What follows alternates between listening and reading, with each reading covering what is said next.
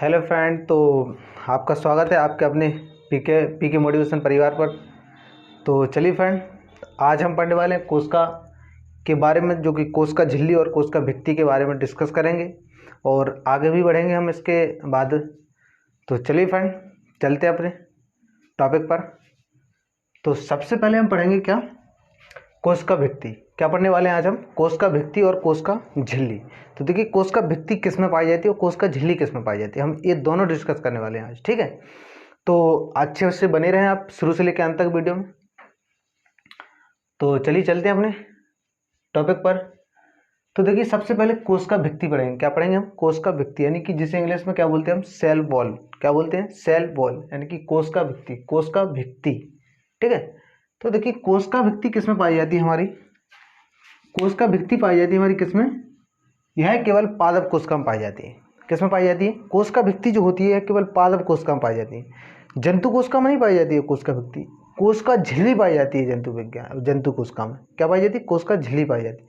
तो देखिए यहाँ पे क्या है, यह केवल पादप कोशिका में पाई जाती है। किस में पाई जाती है? यह केवल पादप कोशिका में पाई जाती है। कौन? कोशिका भित्ति केवल पादप कोशिका में पाई जाती है। यह सेल्यूलोज की बनी होती है। देखिए, यह सेल्यूलोज की बनी होती है। सेल्यूलोज, सेल्यूलोज क्या होता है? कागज है ना, कागज। देखिए, लकड़ी से जितनी भी चीज़ें बनी है वो क्या है? सब सेल्यूलोज है। देखिए, हमारा सबसे पहले क्या है, मान के चलिए क्या, कागज। कागज किसका बना होता है? सेल्यूलोज का बना होता है, यानी कि वो भी लकड़ी से बन रहा है हमारा कागज भी, तो किसका बना होता है? सेल्यूलोज का बना होता है। तो इसी प्रकार जो भी लकड़ी से जितनी भी चीज़ें बनी है, देखिए कपड़ा भी तो सेल्यूलोज का कहेंगे ना, क्या कहेंगे? सेल्यूलोज। तो कोशिका भित्ति किसकी बनी होती है? सेल्यूलोज की बनी होती है, ठीक है। तीसरा पॉइंट होगा, देखिए अगर पूछ लिया जाए भाई कवक की कोशिका भित्ति किसकी होती है, ये अलग है, डिफरेंट क्वेश्चन है। कवक की कोशिका भित्ति किसकी होती है? काइटिन की होती है। किसकी होती है? काइटिन की बनी होती है। कवक की कोशिका भित्ति किसकी? काइटिन की बनी होती है। और कोशिका भित्ति किसमें? पेड़ पौधों में पाई जाती है। किसमें पाई जाती है? पेड़ पौधों में पाई जाती है, यानी कि ये पेड़ पौधों को सुरक्षा प्रदान करती है। कौन? कोशिका भित्ति। जैसे हमारी कोशिका झिल्ली करती है हमारे लिए, इसी प्रकार जो पेड़ों में होती है कोशिका भित्ति पाई जाती है, ठीक है।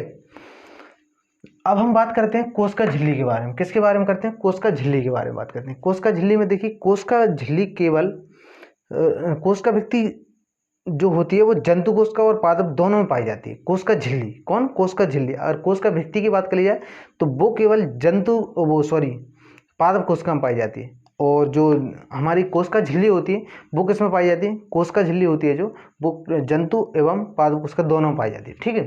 तो देखिए, यह जंतु तथा पादप दोनों में पाई जाती है। यह कोशिका के सभी अंग, इसके अंदर जो कोशिका झिल्ली होती है ना, उसके अंदर कोशिका के सभी अंग पाए जाते हैं। देखिए, वो आगे हम आपको बताने वाले हैं। देखिए, कोशिका के अंग, देखिए हमारी ये क्या है? कोशिका झिल्ली। क्या होने वाली है? कोशिका झिल्ली, ठीक है। ये हमारी क्या है? कोशिका क्या है, और ये कोशिका के बाहर क्या हमारी? कोशिका झिल्ली, जिसे हम क्या, कोशिका भित्ति बोलेंगे। देखिए, इसके अंदर क्या? माइटोकॉन्ड्रिया ही पाएगा। माइटोकॉन्ड्रिया, लाइसोसोम, सेंट्रोसोम, हमारा और क्या, न्यूक्लियस, एंडोप्लाज्मिक रेटिकुलम, ये हमारे इसमें सभी पाए जाएंगे। क्या? बीकल्स मतलब रसधानी, मतलब सब पाए जाएंगे इसमें। माइटोकॉन्ड्रिया के अंदर सभी अंग पाए जाएंगे, ठीक है। तो हम इसके बारे में भी डिस्कस करेंगे, लेकिन हम इसके लिए हम डिटेल्स से पढ़ेंगे। क्या, कैसे पढ़ेंगे? डिटेल्स मतलब माइटोकॉन्ड्रिया को अलग पढ़ेंगे, न्यूक्लियस को अलग पढ़ेंगे, लाइसोसोम को अलग पढ़ेंगे, और जो हमारा सेंट्रोसोम उसको अलग पढ़ेंगे, और जो राइबोसोम है वो अलग, बीकल्स हमारा अलग पढ़ेंगे, और इसको जो एंडोप्लाज्मिक रेटिकुलम है जो, हम इसको अलग पढ़ेंगे। तो मतलब सभी को हम अलग अलग तरीके से पढ़ेंगे और फिर बाद में हम इसके थ्रू आपको समझा देंगे, ठीक है। तो देखिए, हम बात कर रहे थे किसकी? कोशिका झिल्ली की। तो कोशिका झिल्ली यह जंतु तथा पादप दोनों में पाई जाती है, ठीक है। कोशिका झिल्ली जंतु तथा पादप दोनों में पाई जाती है। और बात कर लेते हैं कोशिका के सभी अंग। कोशिका झिल्ली के अंदर सभी अंग पाए जाते हैं कोशिका के, ठीक है। जैसे कि आपको बताया हमने, माइटोकॉन्ड्रिया हो गया, राइबोसोम हो गया, हमारा लाइसोसोम हो गया, न्यूक्लियस हो गया, ये सभी किसके? कोशिका के अंदर पाए जाते हैं। कोशिका झिल्ली किसकी बनी होती है हमारी? ये प्रोटीन की बनी होती है। किसकी बनी होती है? देखिए, कोशिका झिल्ली किसकी बनी होती है? कोशिका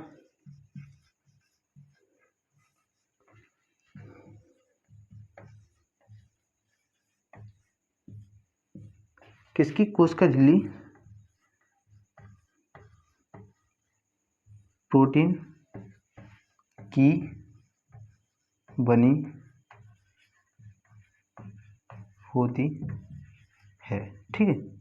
तो कोशिका झिल्ली हमारी किसकी बनी होती है? प्रोटीन की बनी होती है हमारे लिए बहुत ही लाभदायक है और कोशिका झिल्ली होना। तो चलिए आप स्क्रीनशॉट ले लीजिए इसका और हम इसकी PDF आपको दे देंगे तरीके से।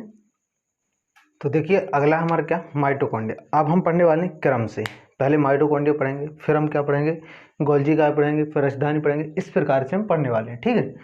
तो हर शब्द को जानेंगे हम किस प्रकार पढ़ना है हमको। तो चलिए पढ़ें। तो हमारे सबसे पहले क्या पढ़ेंगे, माइटोकॉन्ड्रिया। क्या पढ़ने वाले हैं? माइटोकॉन्ड्रिया। मार्कर चेंज कर लेते हैं। माइटोकॉन्ड्रिया क्या पढ़ने वाले हैं? माइटोकॉन्ड्रिया। देखिए माइटोकॉन्ड्रिया को कोशिका, इसकी खोज के देखिए सबसे पहले माइटोकॉन्ड्रिया की खोज किसने की थी? तो माइटोकॉन्ड्रिया की खोज अल्टमैन ने की थी। किसने की थी? माइटोकॉन्ड्रिया की खोज अल्टमैन ने की थी। अब 3-4 बोले, माइटोकॉन्ड्रिया की खोज किसने की थी? अल्टमैन ने की थी। माइटोकॉन्ड्रिया की खोज किसने की थी? अल्टमैन ने की थी। तो इस प्रकार आपको याद हो जाएगा, ठीक है। अब बात कर लेते हैं, यह कोशिका का दूसरा बड़ा अंग है। कौन सा? माइटोकॉन्ड्रिया को कोशिका का दूसरा बड़ा अंग कहते हैं, लेकिन कोशिका का जो सबसे बड़ा अंग है वो क्या है? केंद्रक। केंद्रक मतलब जिसे हम क्या बोल रहे थे? न्यूक्लियस। क्या बोल रहे थे हम? न्यूक्लियस बोल रहे थे, ठीक है। तो कोशिका का सबसे बड़ा अंग क्या है? केंद्रक। और कोशिका का दूसरा बड़ा अंग कौन सा है? तो माइटोकॉन्ड्रिया। याद रखना, क्या? माइटोकॉन्ड्रिया याद रखना। कोशिका का दूसरा बड़ा अंग कौन सा है? माइटोकॉन्ड्रिया।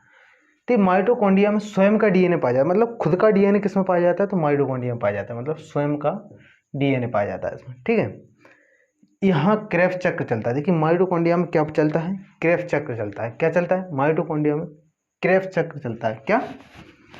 क्रेब्स चक्र। देखिए इसमें क्रेब्स चक्र चलता है और इसमें फिर ATP का निर्माण होता है, जिसके फलस्वरूप ATP का निर्माण होता है। देखिए इसमें क्रेब्स चक्र चलता है और 38 ATP का निर्माण होता है। कितने? 38 ATP। और 38 ATP से कितना? एक ग्लूकोज बनता है। कितना? एक ग्लूकोज। और एक ग्लूकोज से कितना बनता है? इसमें एक ग्लूकोज बनता है, ठीक है। तो कितना बनता है? एक ग्लूकोज बनता है। आगे हमें क्या देखना है? अब देखिए एक ग्लूकोज से हमें कितनी ऊर्जा मिलती है? तो हमें मिलती है कितनी ऊर्जा? एक ग्लूकोज अणु से हमें 2880, कितनी? 2880 kg, 28 से 80 kg ऊर्जा मिलती है।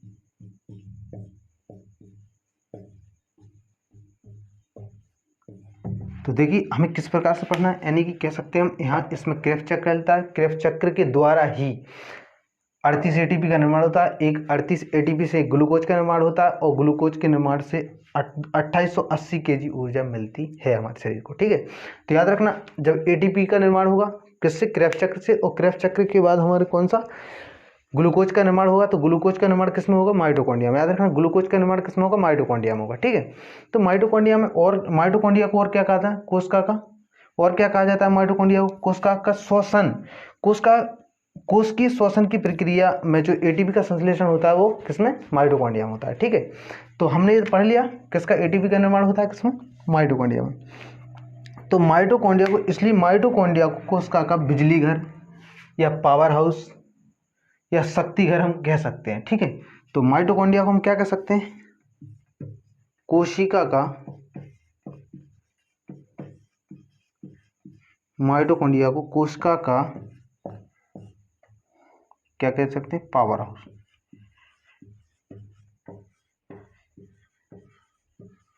या फिर शक्ति घर भी कह सकते हैं, ऊर्जा घर कह सकते हैं। तो इसलिए क्या कर माइटोकॉन्ड्रिया को कोशिका का पावर हाउस भी कहते हैं। तो देखिए सबसे पहले हम देखेंगे माइटोकॉन्ड्रिया के बारे में पढ़ेंगे। माइटोकॉन्ड्रिया की खोज किसने की थी? अल्टमैन ने की थी। तो माइटोकॉन्ड्रिया को कोशिका का पावर हाउस कहा जाता है। माइटोकॉन्ड्रिया में खुद का DNA होता है। माइटोकॉन्ड्रिया में स्वयं का DNA पाया जाता है, मतलब। और माइटोकॉन्ड्रिया में क्रेब्स चक्र चलता है और क्रेब्स चक्र चलते कितना? क्रेब्स चक्र चलता है, जिसके फलस्वरूप 38 ATP का निर्माण होता है। और 38 ATP के निर्माण से ही एक ग्लूकोज बनता है और ग्लूकोज से ही हमें 2880 kg की ऊर्जा मिलती है, ठीक है। तो आप समझ गए हो किस प्रकार से आपको याद करना है। और जो माइटोकॉन्ड्रिया है, माइटोकॉन्ड्रिया की अंदर की जो माइटोकॉन्ड्रिया है, माइटोकॉन्ड्रिया का चित्र हम आपको बताएंगे।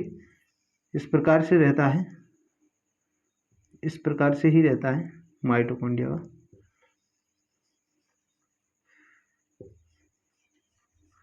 जो माइटोकॉन्ड्रिया की जो अंदर की परत होती है उसे क्या बोलते हैं हम? क्रिस्टी। क्या बोलते हैं? क्रिस्टी। क्या बोलते हैं? तो माइटोकॉन्ड्रिया की अभी हमने पिछले क्या पढ़ा होती है, माइटोकॉन्ड्रिया झिल्ली होती है, ठीक है, अंदर की जो क्या परत होती है उसको क्या बोलते हैं। अब हम पढ़ने वाले हैं क्या, तो गोल्जी का यानी कि गोल्जी बॉडी, ठीक है। गोल्जी बॉडी को किस प्रकार पढ़ना है देखिए। तो अब हम सबसे पहले इसमें पूछने वाले हैं आपको कि गोल्जी काय की यानी कि गोल्जी बॉडी की खोज किसने की थी। तो किसने की थी, कैमिनो गोल्जी ने की थी। किसने की थी, कैमिनो गोल्जी ने की थी। आपको दिख रहा होगा कैमिनो गोल्जी, कैमिनो गोल्जी। लेकिन किस साल में की थी, 1858 में की थी। किस साल में की थी, 1858 में की थी। किस साल में की थी, 1858। किसकी की थी, कैमिनो गोल्जी ने 1898 में गोल्जी काय की यानी कि गोल्जी बॉडी की हमारी खोज की थी, ठीक है। इसे लिपोकॉन्ड्रिया भी कहा जाता है। क्या कहा जाता है इसको, लिपोकॉन्ड्रिया। अगर पूछ लिया लिपोकॉन्ड्रिया किसे कहा जाता है, तो किसे कहा जाता है, गोल्जी बॉडी को कहा जाता है, ठीक है। हमारी गोल्जी बॉडी जो होती है वो क्या कहा जाता है उसके लिए, क्या उस लिपोकॉन्ड्रिया भी कहा जाता है, ठीक है। अब बात कर लेते हैं, यह प्रोटीन को बांधने का में सहायक है। देखिए यह प्रोटीन को बांधने में यानी कि प्रोटीन को एकत्रित एवं बांध कर रखती है। कौन रखता है, गोल्जी बॉडी रखती है। देखिए गोल्जी बॉडी रखती है मतलब कहना क्या चाह रहे हैं हम इसका एक कहना चाह रहे हैं, यह प्रोटीन को बांधने में सहायक होता है, यानी कि गोल्जी बॉडी होती है, ठीक है, होती की बात है। यह ऊर्जा का परिवहन करता है, ठीक है। कौन, गोल्जी बॉडी। यह ऊर्जा का परिवहन करती या करता है, गोल्जी काय या गोल्जी बॉडी, ठीक है। तो यह ऊर्जा का परिवहन करता है गोल्जी बॉडी। गोल्जी काय को मदर ऑफ सेल यानी कि मदर ऑफ सेल, कोशिका की माता किसे कहा जाता है, गोल्जी काय को कहा जाता है।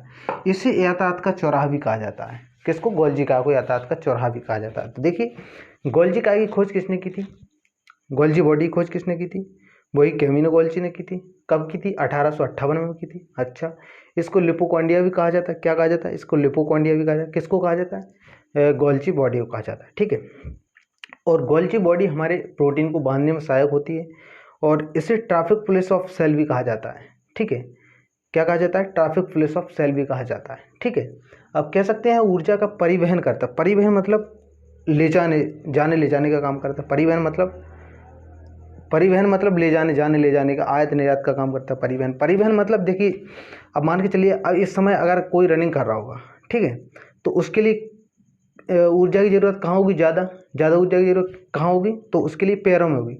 अगर देखिए कोई अगर रनिंग करता है तो उसके लिए सबसे ज़्यादा कहाँ, पैरों में होगी। अगर कोई देखिए हाथ चला रहा है, जैसे हाथ चलाता है कोई, तो सबसे ज़्यादा उसके लिए पहले के हाथों में ज़रूरी है। देखिए अगर हाथ चलाएगा तो किसमें, हाथ में ऊर्जा की ज़रूरी है। अगर कोई देखिए ज़्यादा बोलेगा, जैसे हम इस समय अभी हम क्या, हमें किस में ज़रूरी है ऊर्जा की, तो हमको जीभ में है। किस में, जीभ में। तो कौन पर जो इसका परिवहन कौन करता है, गोल्जी बॉडी करती है। अगर गोल्जी बॉडी परिवहन नहीं करेगी तो समस्या हो जाएगी, ठीक है। अगर गोल्जी बॉडी ने अगर परिवहन करना बंद कर दिया ना ऊर्जा का, तो बस खत्म कहानी, मतलब गड़बड़ हो जाएगी। तो इसलिए यह ऊर्जा का परिवहन भी कौन करती है, गोल्जी बॉडी करती है, ठीक है। गोल्जी काय को मदर ऑफ सेल यानी कि कोशिका की माता किसे कहा जाता है, मदर ऑफ सेल, कोशिका की माता किसे कहा जाता है, गोल्जी बॉडी को कहा जाता है, ठीक है। इसे यातायात का चौराहा भी कहा जाता है, ठीक है। यात्रियों का चौराहा भी कहा जाता है, यातायात का चौराहा भी कहा जाता है, ठीक है। और इसे क्या कहा जाता है, ट्रैफिक पुलिस ऑफ सेल भी कहा जाता है। तो चलिए, इसमें ज़्यादा कुछ खास नहीं था, इसको याद करना आप, इतने ही। आपको पीडीएफ मिलेगी, ठीक है, तो आप पीडीएफ को तरीके से करना, ठीक है। चलें आगे बढ़ें।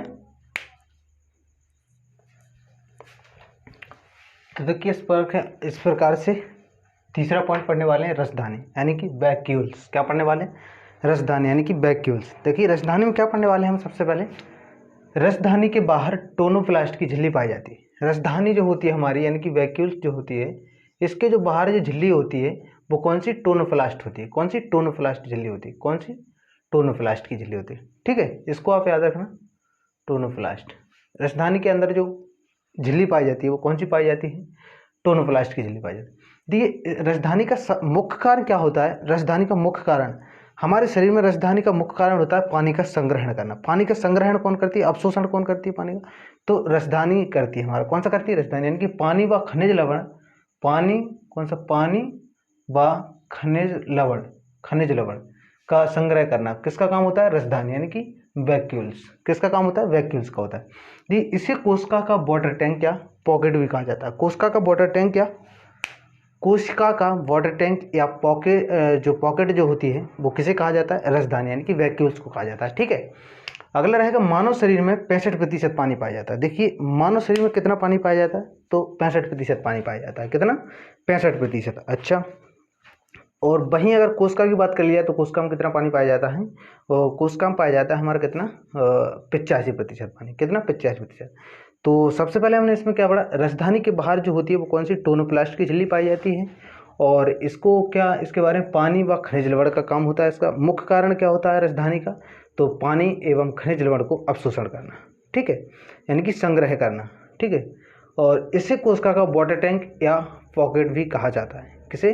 राजधानी को, यानी कि वैक्यूल्स को कहा जाता है। अगला रहेगा मानव शरीर में कितना 65% पानी पाया जाता है। कितना?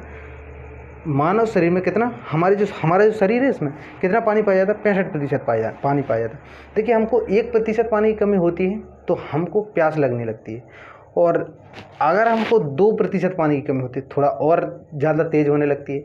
और जब 3-4% पानी की होती है तो थोड़ा और अच्छी, अगर 5-6%, 6-7% अच्छी प्यास लग गई हमको खींच को, तो ऐसा लगता है एकदम तरास गए थे पानी पीने के लिए। तो क्या वो 6-7% की कमी हो जाती है, ठीक है। अगर 10% की कमी हो गई अगर पानी में, तो मानव शरीर में 65% पानी पाया जाता है। अगर 10% की कमी हुई पानी में तो कौन सा रोग हो जाएगा हमको, डिहाइड्रेशन, और इंसान मर जाएगा, ठीक है, यानी कि खत्म हो जाएगा। मानव शरीर में 65% पानी, जबकि कोशिका में कितना 85%, कोशिका के अंदर कितना 85% पानी पाया जाता है, ठीक है। तो ये पॉइंट है, बहुत ही इंपॉर्टेंट पॉइंट है, आप इनको नोट कर लें और याद जरूर कर लें, ठीक है। आगे बढ़ें।